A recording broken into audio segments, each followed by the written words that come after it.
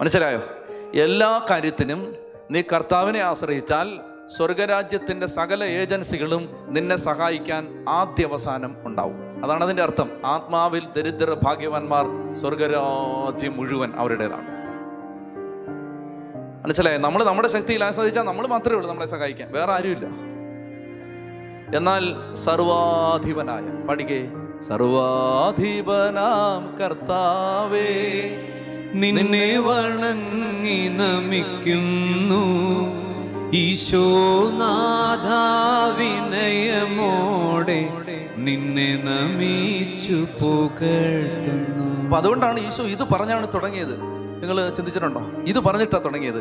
ആത്മാവിൽ ദരിദ്രർ ഭാഗ്യവാന്മാർ സ്വർഗരാജ്യം. The whole organism of the kingdom of heaven is with them for their assistance, for their help.